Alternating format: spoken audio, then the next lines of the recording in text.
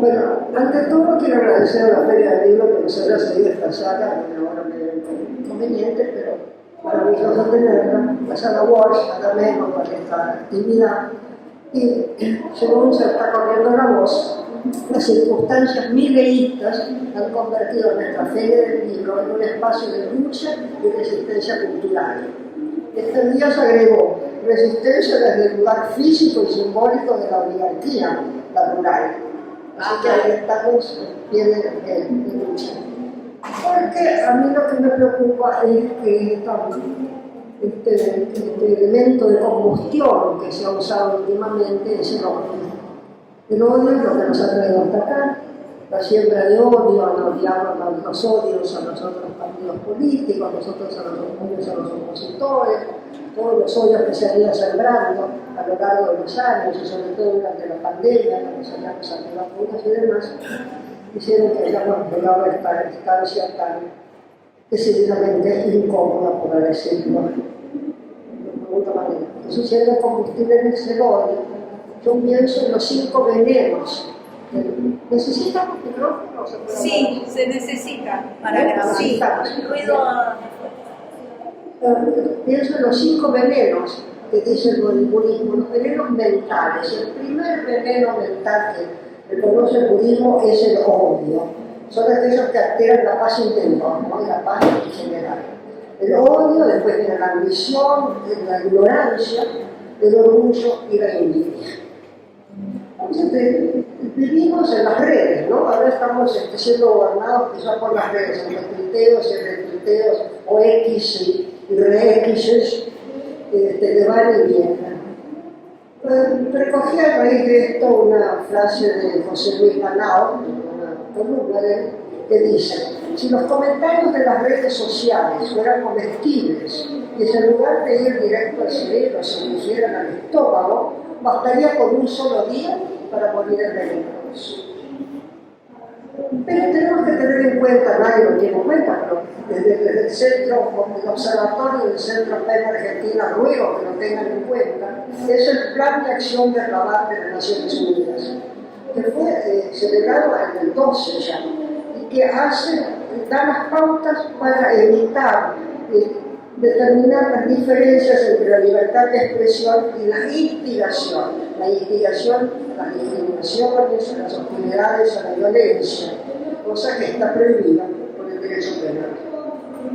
El Plan de Acción de Rabat sugiere un umbral elevado para definir las restricciones a la libertad de expresión y la incitación al odio, precisamente. Recomienda un amplio umbral que consta de 6 parámetros que tienen en cuenta. 1. El contexto social y político en el que están dirigidos estos mensajes. La categoría del hablante. Esto me parece muy importante. Imagínate con la categoría del hablante de nuestro presidente, que retuitea y tuitea mensajes de odio y tiene sus trolls haciendo eso, ¿no? El contenido y la forma del discurso, la extensión de su difusión, las redes sociales, ya sabemos, los trolls, y la posibilidad de causar daño incluso de manera inminente. Todo esto me preocupa mucho, por eso es la idea de la responsabilidad de la palabra. Cuando yo asumí la presidencia del PEN Argentina, del Centro PEN Argentina, en el mismo Centro PEN Argentina, la consigna del PEN internacional es por la libertad de la palabra. Dije por la libertad y la por la libertad y la responsabilidad. Porque no puede haber libertad, ya lo sabemos, sin responsabilidad. Y ya por definición, la idea de la responsabilidad viene inserta en la libertad. Cosa que se ha apropiado de la palabra sin pensar en la responsabilidad, por cierto. La RAE define la libertad como la facultad natural que tiene el hombre de obrar de una manera o de otra, y de obrar por lo que, y de otra, y de no obrar por lo que es responsable de sus actos. María Molina dice algo muy parecido del diccionario panhispánico al español jurídico, dice: la libertad es la facultad y derecho individual para hacer todo aquello que las leyes no prohíben y que no perjudiquen a los demás. Por lo cual la responsabilidad está implícita, ¿no? Así que ahora dejo la palabra a este panel de lujo que he logrado convocar y me tiene tan orgullosa. El primero en hablar va a ser Eduardo Vidal, que es un psicoanalista argentino radicado desde el 77 en Brasil, y creador y socio fundador de la escuela Retrofreudiana de Río de Janeiro, que nació en el 81, publicó una revista donde Eduardo ha publicado constantemente papers muy importantes, y el último publicado en una revista en colaboración con María Cristina Vecino, que se titula Cultura e Inclusión del Muerto. Muchas gracias, Eduardo.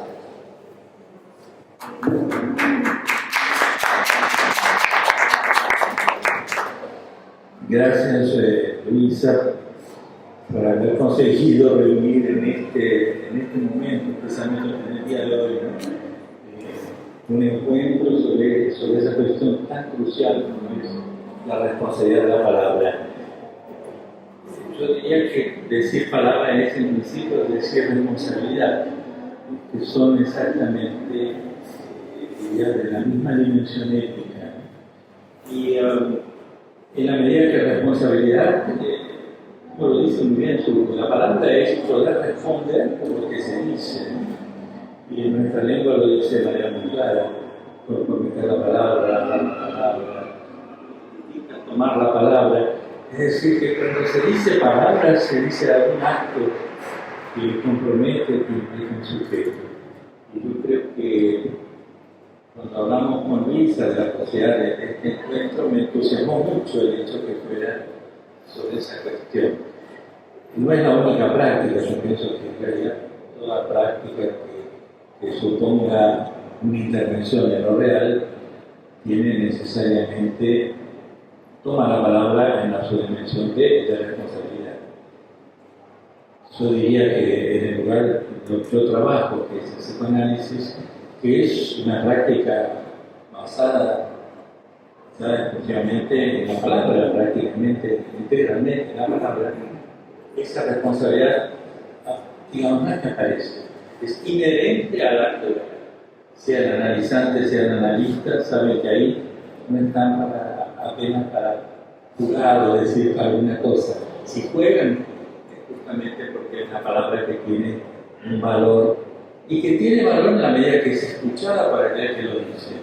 Yo diría que tal vez este sea el punto que me interesa destacar de la responsabilidad.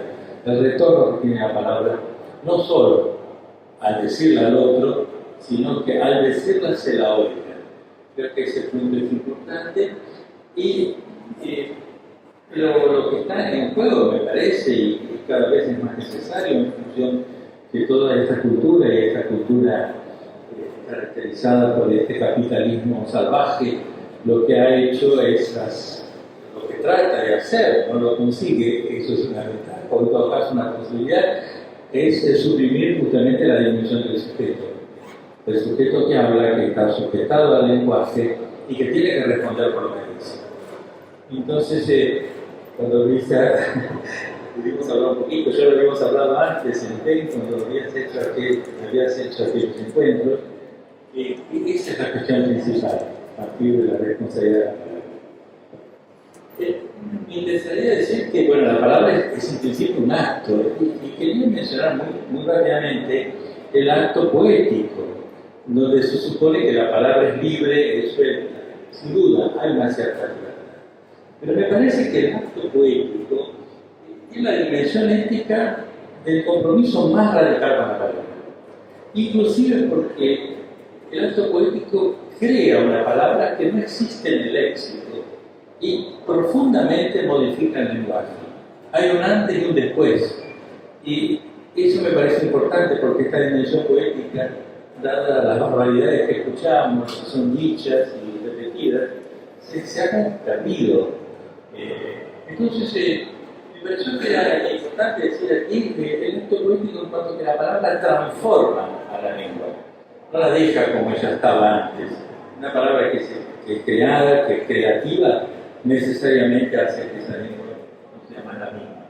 Y ahí sí les quería, bueno, ustedes los conocen muy bien, que por más que nos borraron, tantas veces nos borraron, tantas veces nos desaparecieron, la palabra continúa. Y quería justamente en esa misma línea decir que hay una libertad, sí, la libertad creativa, pero la libertad Desde ya que no se puede decir sin responsabilidad, pero yo diría que la libertad, y la palabra en ese sentido está totalmente implicada, la libertad compromete no solo al sujeto que dice, sino al campo del otro, al otro. Es decir, que si hay una libertad de lo que podemos enunciar, es porque hay un otro que es tocado con la palabra y a nivel de lo más profundo que es su cuerpo. Yo diría que acá decir otro es decir algo idéntico, casi similar al cuerpo del otro que es tocado. Me interesa especialmente porque en estos discursos llamados libertarios, justamente lo que se ha deturpado es esa relación al otro. Son discursos que en principio tienen como fundamento suprimir, anular esa dimensión. Sin esa dimensión es difícil que una cultura se sustente. Yo sé que la cultura hace esfuerzos enormes para sobrevivir, pero es profundamente tocada en cuanto a esa dimensión del otro se suprime. Entonces, ¿qué dice el libertario? Es mi libertad, es mi ley, y es con eso que funciona, creando, suprimiendo el campo del otro como cuerpo, como articulación del lenguaje y sobre todo como lazo social. Es a eso que se ataca. Y eso se ataca de forma inexorable en todos estos sistemas. Claro que cuando nos toca en nuestra propia lengua, en nuestro propio modo de vida, esto tiene otra dramaticidad. Pero esto se repite. Vengo de una experiencia que ustedes la conocen, es haber convivido escuchando a Bolsonaro durante 4 años, que produjo la destrucción más brutal. Hubo tiempo, por suerte no fue reelegido, porque 4 años más sería impensable los efectos que eso tendría. Pero lo brutal de Bolsonaro justamente fue el ataque al otro en cuanto cuerpo, porque fue en plena pandemia. Y como lo dijo todo el tiempo, que mueran los que tienen que morirse. No hay ningún tipo de responsabilidad. Pero es que es exactamente eso que produce este tipo de discurso. La destrucción del otro. Periodistas importantes que ustedes conocen muy bien, hablan aquí en nuestro país de la palabra crueldad. Y yo creo que la palabra crueldad tiene que ser tomada en toda su dimensión fuerte que realmente trae. Habitualmente cuando se habla de lenguaje se piensa en la comunicación. Sin duda el lenguaje comunica. Se piensa en la información. Pero creo que hay una dimensión del lenguaje que tal vez el psicoanálisis la pudo escuchar, no es el único discurso, en que se dice que cuando se habla y cuando se dirige al otro también se goza. Y ese goce yo creo que hay que marcarlo y tomarlo, digamos, darle un lugar muy importante. No importa tanto, no importa sí lo que se comunica, pero lo que importa es lo que se goza con lo que se dice. Me di cuenta en mi search, esta reunión está marcada por la palabra sale. Y yo pensé en la Marqués de Sade, claro que no es exactamente lo mismo, pero como las palabras siempre nos permiten ir a otro lugar, hay algo saliano en estos personajes. Yo diría que estos personajes que nos aparecen tienen, no basta con decir que es loco, que es psicótico, porque creo que eso va a la categoría psiquiátrica, eso no sirve. Lo que importa es el efecto de la palabra en el cuerpo. O sea, ellos vienen, en todo caso, ratifican una expoliación, un pillaje. Primero, robarle la palabra al otro, y junto cuando se la roban, robarle su propio cuerpo.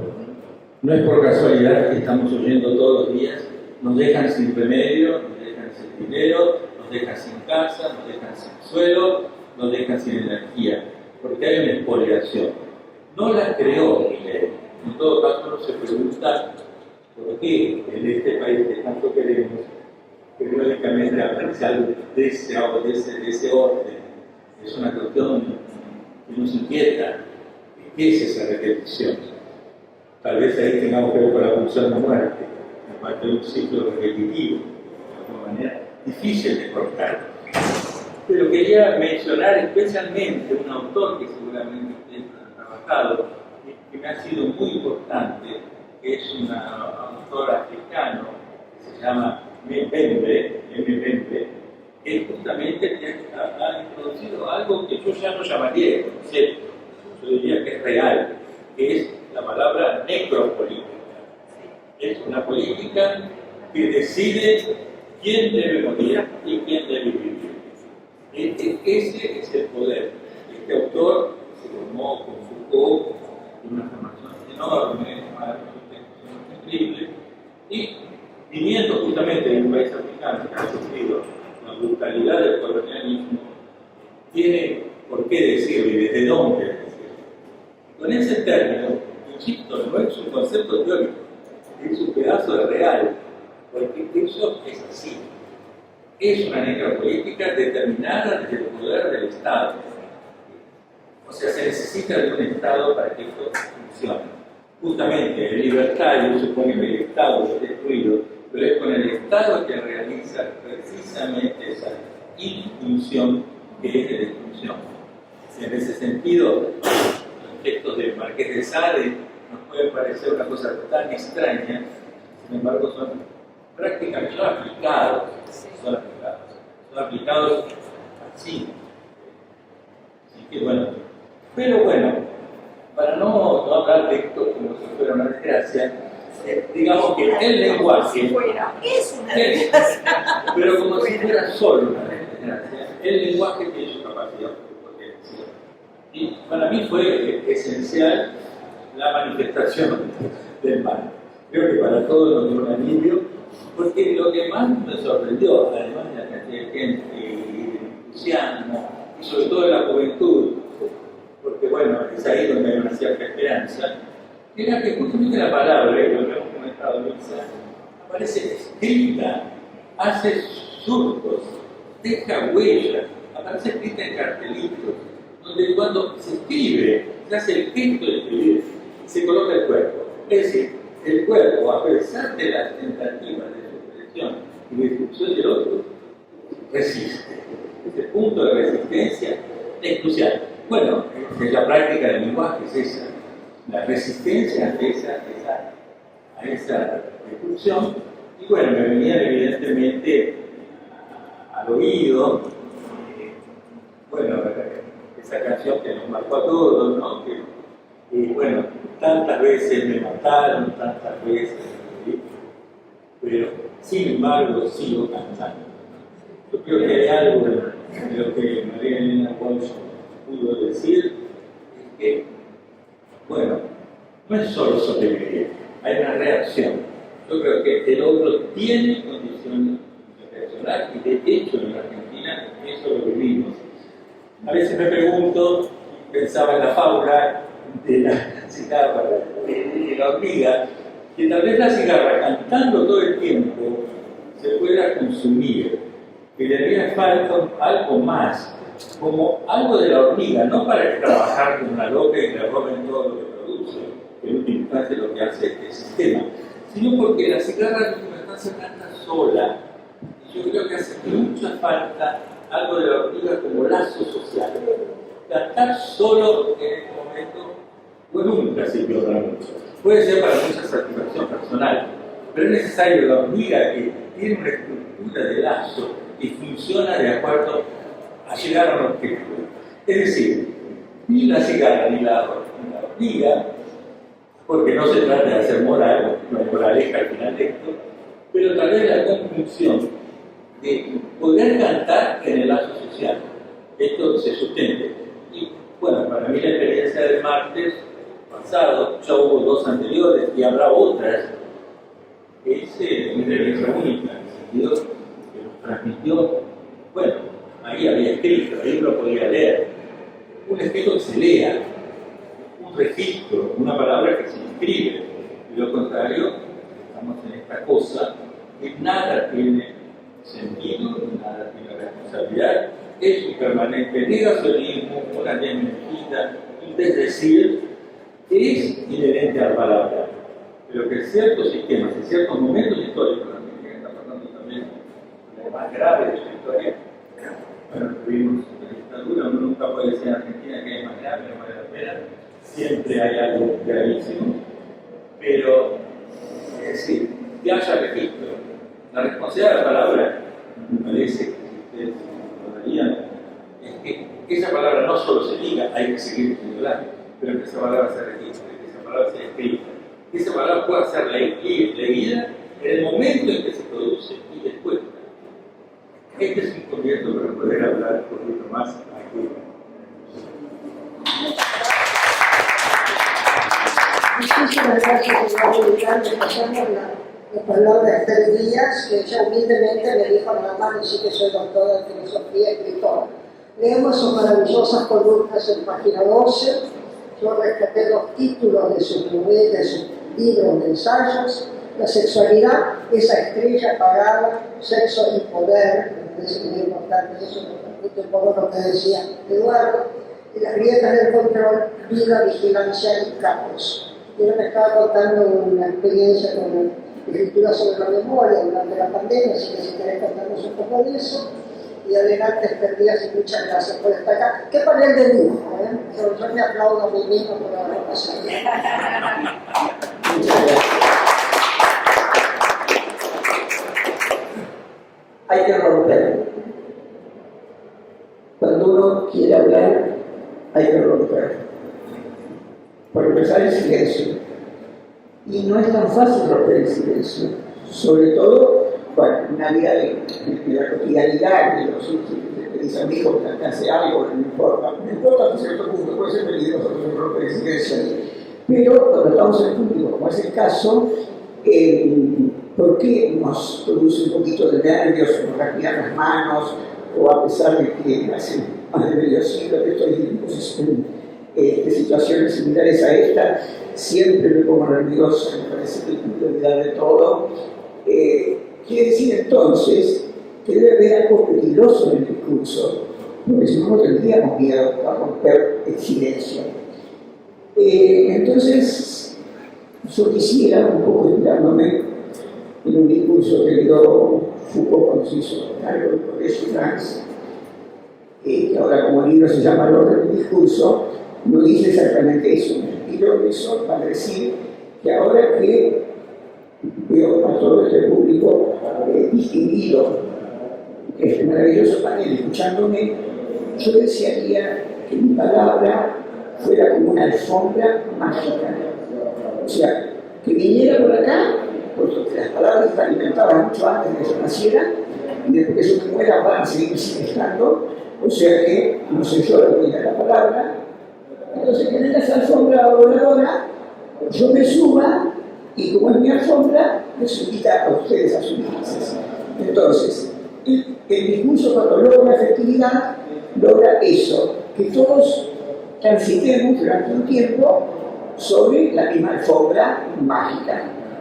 Alfombra que puede ser maravillosa si estamos con gente amable, como es el caso, que pensamos que tenemos valores similares, o que puede ser terrorífica si te quedas en la alfombra con un golpeador, por ejemplo, ¿cierto? O sea, que sigo como metáfora siempre del lenguaje.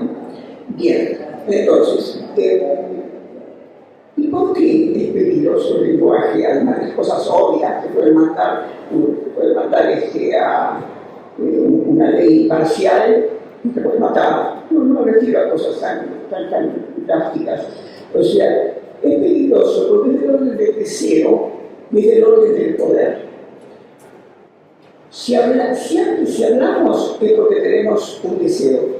O sea, no hay, por más que sea un bebé que todavía no articula racionalmente, que esté diciendo cualquier boludez, es porque tiene un deseo. Y para poder realizar el deseo, tienes que tener un poder. No me refiero solamente al poder gubernamental, sino el poder que tenemos todos, por ejemplo. El poder que tenemos las personas que estamos acá, sentadas en esta mesa, para que nos hayan dado un micrófono y nos autoricen y nos permitan que otras personas nos escuchen.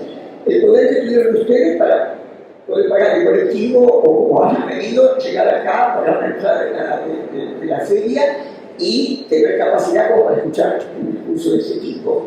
Es decir, el discurso es peligroso, no por lo obvio, como las cosas están citando compañeros, sino porque en el poder, todo poder implica un contrapoder. Entonces, yo tengo la capacidad, tipo Milei, por ejemplo, de decir cualquier bestialidad, pero después me la devuelven, ¿no? Me parece que aquí me dicen, son mierda. O sea que todo discurso tiene su peligro. Como el compañero que me recibe la palabra hizo hincapié fundamentalmente en lo positivo de la palabra, lo productivo, entonces yo cuando él empezó a hablar, escribí sabe en mi ayuda de memoria. Inmediatamente lo dijiste sabe, porque justamente sabe dice que su ley, escuchen esto, es mi ley. Su ley, sabe, es mi ley. Y yo quiero iniciar a esa persona sexualmente y dejarla y hacerla que haga infidelidades, pero ella no tiene ningún poder. Y la que tiene poder soy yo en este caso. Es decir, la libertad para hablar es como la libertad que estamos viviendo en este momento. O sea, le vendieron, digo le vendieron porque por contarlo, ¿no? Pienso que todo lo que estamos acá. O sea, le vendieron que lo que traían era poder, era libertad. Entonces, si una persona vive una vida miseria y alguien le promete que si lo van a votar a él, va a tener libertad, ¿qué piensa? Va a tener libertad para salir de la villa, va a tener libertad para conseguir un trabajo, va a tener libertad para... No, la libertad era libertad de mercado solamente. Fíjense hasta qué punto están los sádicos. ¿Hasta qué punto están los sádicos? ¿No es cierto? O sea, era una libertad, sí, en eso no mintió. Uno de los pocos méritos que tiene no mintió. Lo que pasa es que, bueno, había que ver la letra chica. Era la libertad sádica, o sea, de sádico. Mi ley. La ley de Sade, porque incluso Sade, en algunos de sus libros, como ustedes saben, tiene un capítulo totalmente narrativo y otro capítulo de ensayo. Y en esos ensayos, él justamente hace estas reflexiones que normalmente uno no hace cuando ve las partes. Y bueno, cuando sos muy jovencito, ¿qué haces con los ensayos? Los pasás y de solamente todas las chanchadas, ¿no es cierto? Como nos decían a nosotros. Lo que pasa es que, bueno, ahí también, en el discurso perverso, en el discurso tipo, el discurso de Milei, el discurso de Sade, también está la trampa. Por supuesto, todo el discurso tiene trampa. Porque, y esto lo descubrieron los sofistas en el siglo V a.C., un poco antes, en el siglo VI a.C., cuando descubrieron que el mismo elemento que me sirve para decir la verdad, me sirve para engañar. ¿Cierto? O sea, es el doble ciclo del lenguaje. Esa maravilla que es el lenguaje y que en personas como el psicoanalista o la filósofa, o los filósofos, también escritores, etc., en nuestra realidad de trabajo, también puede ser el arma de doble filo que nos mate, ¿no es cierto? Como está pasando ahora, sin lugar a dudas. Bueno, entonces, en función de eso, lo que uno se pregunta es la convocatoria que nos hace PISA,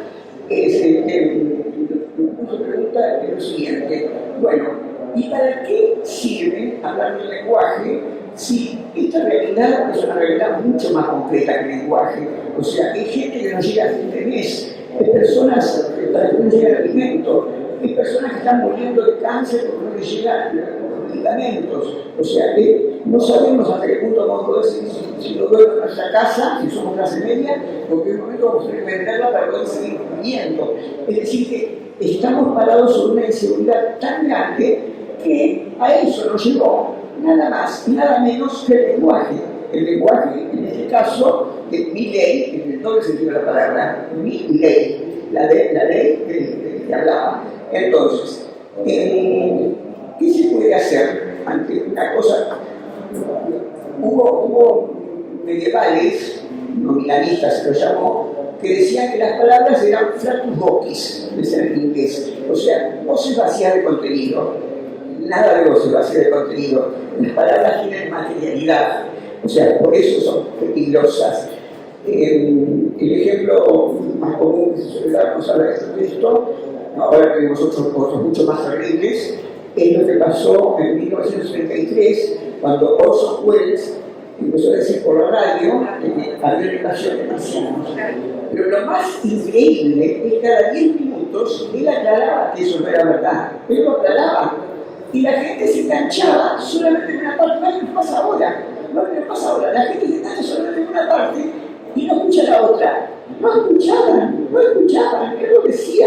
Hubo gente que se suicidó, hubo gente que se tiró de los departamentos. O sea, hubo choques, hubo un desastre. Y simplemente eran palabras. Mirá si tiene materialidad o no tiene materialidad. Tiene materialidad porque producen efectos positivos. O sea, que ese es el motivo por el cual tiene materialidad las palabras.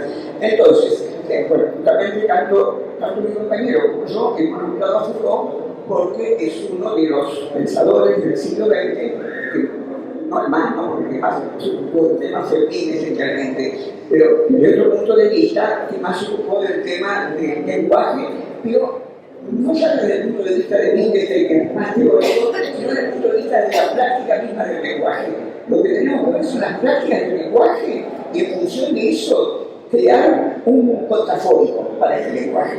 ¿Por cuál es el problema del lenguaje de Milley? A propósito, lo digo doble para decir Milley. Bueno, el problema es que construye velos que no les permiten a la gente ver. Entonces nosotros suponemos, como lo supuso Massa cuando hizo su campaña de miedo, de que diciendo a la gente cuál es la verdad, la gente se va a dar cuenta. No, la gente se va detrás de la verdad. O sea, ahora nos olvidamos por las libertades que están pasando, pero cuando era la campaña y cada vez se veía más que iba a ganar, yo me acordaba del flautista de Hamelin. O sea, cómo el sonido de una flauta puede llevar a la gente a morir. Bueno, acá es el sonido, una voz, un sonido, una flauta, que nos lleva a morir. Justamente Spinoza, en el siglo XVII, se preguntaba, ¿por qué será que los hombres pues decían en aquel tiempo, como sinónimo del ser humano, que los hombres luchan por su esclavitud como si fuera por su libertad? Justo exactamente lo que está pasando. Han luchado por su esclavitud como si fuera por su libertad. Entonces, tengo que terminar porque tengo que dejar espacio a mis compañeros. Quiero decir algo que dicen muchos los adolescentes cuando doy clases entre adolescentes. Profesora, usted dice que para comenzar a cambiar la realidad hay que comenzar a hablar sobre la realidad. Y entonces la primera vez que me lo preguntaron, me hicieron pensar, porque era un poco decir, pero usted puede asegurar que si nosotros hablamos sobre la realidad, vamos a cambiarla. Y bueno, me perdí un poco, porque en realidad no estoy segura. Y entonces lo que se me ocurre ahora, después de varias veces que me hicieron hacer una pregunta, bueno, yo no puedo garantizar de que ocurriendo cosas que nos están ocurriendo acá, o sea, poniendo en palabras lo que nos está pasando, vamos a cambiar realmente la realidad. Pero sí estoy segura, que si no lo ponemos en palabras y no lo hacemos circular, en ese caso la realidad no me da. Así que, repito, comenzar a pensar y hablar, nosotros pensamos con palabras, y comenzar a cambiar la realidad. Muchas gracias. La secretaría Vicente Pineiro, ahora novelista, poeta, periodista, autor teatral. Yo adoré su obra, Miré la muerte, y actualmente está ensayando una obra sobre Macedonio Fernández con Don Martí, que el 7 lo van a presentar acá. No, el 7 de mayo así a presentarse, ¿no? El estreno va a ser agosto, septiembre, más o menos, pero acá en la feria del martes 7 lo vamos a anticipar algo. Así que de esta manera tiene el programa Vía Libros, la Radio de las Madres, hace un montón de cosas, de hombres, poetas y demás, y ahora empezó con ese. Bueno, buenas tardes, gracias Luisa por la invitación. Me quedé pensando en esto de Sully Milley y la frase de Jacobson: cuando la palabra tiene que ver, la cosa tiene que ver, ¿no? Y sí, la palabra y la cosa, ya que estamos en la Feria del Libro, en 1976 se hace la Feria del Libro en el Centro de Exposiciones Municipales, estaba ahí al lado de la Facultad de Derecho, muchos lo recordarán, ¿no? La primera feria de la se hacía más o menos en esta fecha, abril-mayo, el golpe había sido a fines de marzo. Y bueno, obviamente que apretan todas las editoriales para que cuiden sus catálogos y además se mandan una visita a la feria a inspeccionar los kioscos y decomisar. Bueno, en un stand de una editorial científica decomisaron un libro que es un manual para ingeniería que se llamaba La Cuba Electrolítica. La Cuba Electrolítica, ¿no? ¿Hasta qué punto la palabra es cosa ahí y cómo se arma un recorrido que lleva a que esas palabras sean palabras piedra, digamos, no hay de ninguna manera un análisis de lo que es esa palabra, sino su contaminación negativa dada por el poder. Y lo que tiene, obviamente el libro fue retirado en efecto, ¿no? O sea que hay palabras que en el pensamiento y la acción de estos señores generan un exterminio, en ese caso el exterminio de ese libro, pero también otros exterminios, en esto que yo llamo las palabras piedra. Podemos historizar un poco, porque bueno, eso, historizar un el pasado en el presente, y recordar que nuestra historia está realmente apedreada, entonces, si hablamos de palabras piedra.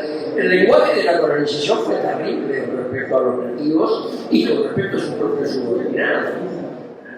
Negro, chinita, indiada, para decir civilizadamente algunas cosas. Cuando viene la inmigración, gallego, tano, judío, no quería decir cualquier cosa, eran palabras para arrojar también, para arrojar a aquello que se veía como amenazante, puesto que con la inmigración vino una gran oleada de nuevas formas políticas, ¿no? Hasta arribar a la mitad del siglo XX con la Guerra Fría y palabras comunista y zurdo, que son palabras que en más de una etapa de nuestra vida política han significado exterminio, han apedreado hasta la muerte. La dictadura encuentra un término genérico, el término subversivo, que era una especie de permiso para matar. Identificado, el subversivo pasaba a la categoría de exterminable. Es exterminable. Y como sabemos, se entendieron esa categoría mucho más allá de lo único que decían combatir. Pero me parece bien pensar también, para no hacer una dicotomía, el poder es el malo y nosotros o la sociedad somos los buenos, que hay circulaciones de palabras populares que también implican estigma y que están muy repartidas en la sociedad. Es muy difícil saber el circuito baja, el poder, entonces todos la toman, ¿no? Pero en este momento en Córdoba y en las provincias del litoral, gorrita, la palabra gorrita, eso es un gorrita, o sea, el joven que usa el sombrero con visera, el gorrita, está en el lenguaje del periodismo oral sobre todo, y también llegó a los diarios, diciendo un gorrita asaltó el kiosco. Entonces, mucha gente va por la calle y contempora a los gorritas por esa generalización y por el peso de esa palabra. En Costa Rica, por ejemplo, dicen espejos, ¿no? Se lo dicen exclusivamente a los pibes que están por ahí en el circuito de la comercialización de la droga, pero después cualquier pibe parado en una esquina es un tipejo o es acá una gorrita. Hay circulaciones no solo de abajo hacia arriba, sino circulaciones horizontales en la sociedad, como circuló la palabra yegua, ¿no? que la dijo alguien, pero que circuló y que además fue eficaz, no podemos negar la eficacia de esa carga de violencia verbal, ¿no? Yo diría que todo poder totalitario y capitalista tiene una relación tortuosa y espesa con el lenguaje, ¿no? Por un lado se expresa la censura, con la prohibición en la administración pública de hablar en lenguaje inclusivo, ¿no? Que bueno, la quieren extender a toda la sociedad, pero bueno, actúan ahí donde pueden.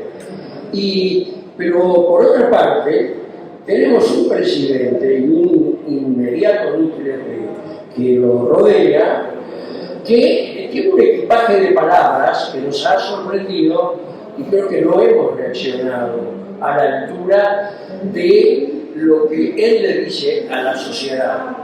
Burro, esto es muy interesante, porque eso siempre está, con el que se enemista con él la palabra burro, sobre todo con las mujeres, burra. Pedorro, la tenés adentro, nido de ratas. Zurdo fue el primer posteo que hizo después de la manifestación. El león, y abajo la leyenda, lágrimas de zurdo. Todos sabemos lo que ha significado la palabra zurdo en nuestra sociedad, y me acuerdo de aquel episodio cuando Mirta Legrand entrevista a Néstor Kirchner y Cristina Kirchner, y ya estaba asustada por el lenguaje que estaba usando esa pareja que iba a ocupar el poder, y le dice, bueno, los zurdos. Y él le dice, bueno, nosotros no usamos, se vino el sudario. Y le digo, nosotros no usamos ese lenguaje. Hay gente izquierda, no usamos ese lenguaje. Porque ese lenguaje, en la Argentina y en muchos países más, cada uno tiene su palabra, es una palabra piedra que se pone en acción para pegarle en la cabeza al otro. Y cuando ya estás diciendo eso, también se han tornado genéricas en las intervenciones del jamoncito, palabras como socialista. Socialista también es una impugnación y tiene una generalización, como dijo Sartre, toda generalización se presta a ser un error de la inteligencia. Le digo socialistas a la élite capitalista mundial reunida en Davos, digamos. Así que, ¿qué podemos esperar? Yo creo que una persona que come criollita ya puede considerarse en peligro, ¿no? Y el insulto, ¿no? El insulto es un mecanismo de cierre. El insulto interrumpe el flujo del diálogo, el flujo de la utilización y del intercambio del lenguaje. Cierra la discusión del insulto, ¿no? Me llamó la atención en los debates presidenciales y sobre todo en los finales, Massa Milei y Villarruel Rossi. Los dos, Villarruel y Milei, utilizaron con mucha frecuencia una palabra, mentir y mentiroso, miente, ¿no?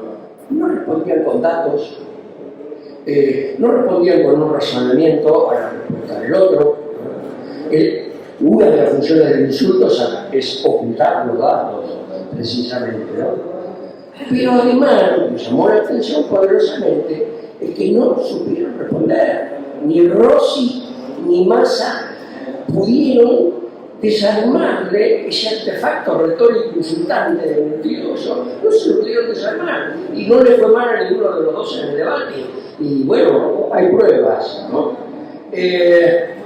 Y bueno, por eso, en esa misma línea, los insultos del señor Milei a los legisladores han sido terribles, ¿no? Coimeros, ensobrados, inútiles.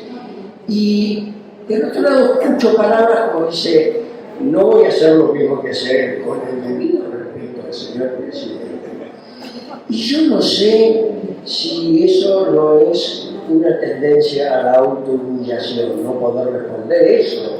Pero además son una corporación, los políticos, se habla de la clase política, no poder responder corporativamente semejantes cosas, ¿no? Y están tratando, como están tratando ahora, una ley que va a dar un poder desastroso a Milei, para quien la ley es Milei. Así que es muy difícil la salida porque ha sido una irrupción novedosa, tiene supervisión, la podemos rastrear, pero como emisor de discursos el presidente ha sorprendido con todo eso, ¿no?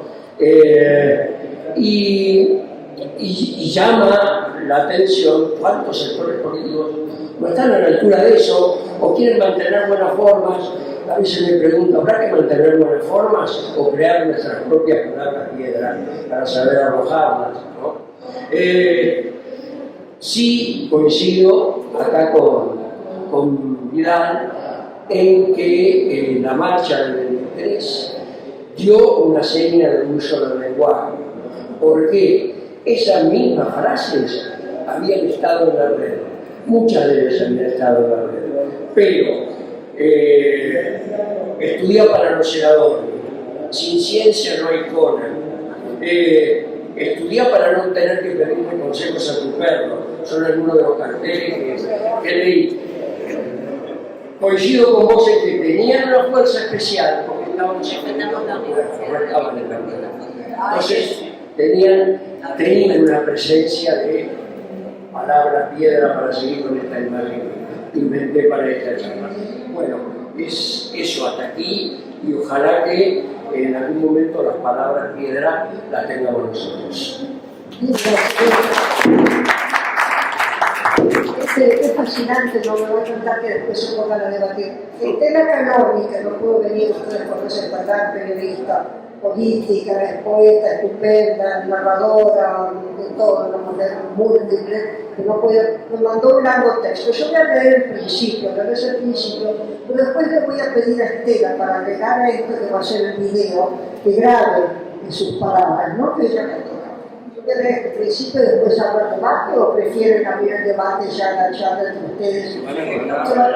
Entonces lo dejo, nos saludamos a Estela, lo aplaudimos a Estela y nos dejamos que comience un poco sobre esto porque me pareció fascinante las tres exposiciones tan importantes de lo que se dice. Yo iba a ir hoy al Congreso, después ya no me dio tiempo, todo se me complicó, con un cartel que había armado que decía, para mi ley, facultades delegadas no, facultades mentales.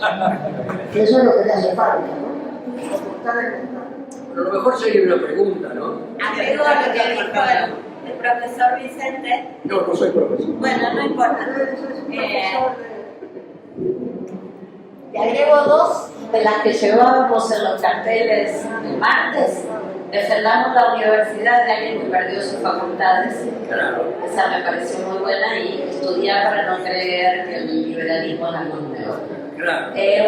Una pregunta breve, un comentario para la mesa. Primero agradecerles a los dos y a todos que hayan rescatado nuestra experiencia de resistencia de la lucha del martes. Decirle a mí, no sé si decirle al profesor, bueno, decirle que también aprendimos mucho de los colegas de la toma de facultades, de los colegas brasileños que resistieron al bolsonarismo y pido muchos meses ahí adentro, ¿no? Y en particular quería comentar algo en relación con algo que siempre nos enseñó usted, el poder del lenguaje. No es solo a los legisladores, no es solo a las personas que trabajamos en la universidad, en la academia, que producimos conocimiento, que transmitimos, pero sí creo que hay un ensañamiento particular que va más allá del ajuste, contra el campo universitario, contra quien la única herramienta que tenemos es la palabra. ¿Por qué? Porque hay, más que ajuste, hay un dispositivo de control y hay un dispositivo de disciplinamiento en marcha. Y me parece que eso es mucho más severo y mucho más difícil de sacudirnos que cualquier otra cosa. No es solo el insulto, es el dispositivo más amplio de control, de vigilancia y de castigo por querer usar la palabra. La definición del Estado, ¿no? Acá, definición del Estado, etcétera. ¿Hay alguna? Sí, yo quería decir algo.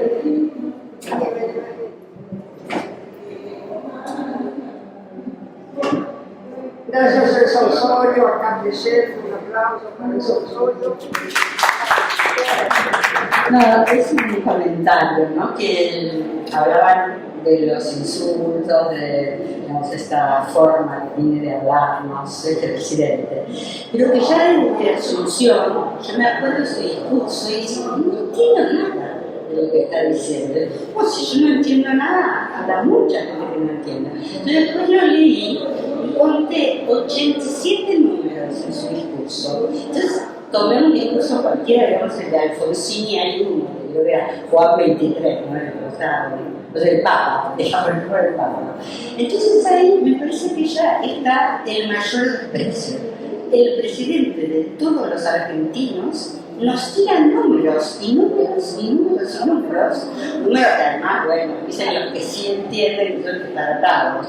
Y me parece que aquí hay una cosa, bueno, yo hablo de esto y el que no entienda quién me importa, ¿no? Y todas palabras de tipo, qué sé yo, déficit fiscal, y, digamos, palabras precisas de la economía. A mí me parece que hay, bueno, después todo lo que pasó, digamos, como odia la cultura, pero me parece que eso está en su discurso y está de una manera más, no sé, que perturba más todavía que el insulto, porque el insulto va a decir, bueno, qué animal, dice, pero el hecho de tirarte miles, todo el tiempo habla de millones de dólares, de porcentajes, a mí me parece que esos son insultos a todos. Quería, entonces, sí. Me acuerdo de Arturo Jauretche, que decía cuando un teórico, un economista que explica algo de economía y no lo entendés, pedile que te lo explique despacio otra vez. Si no lo volvés a entender, te está cagando. Acá el señor y allá tenemos el señor.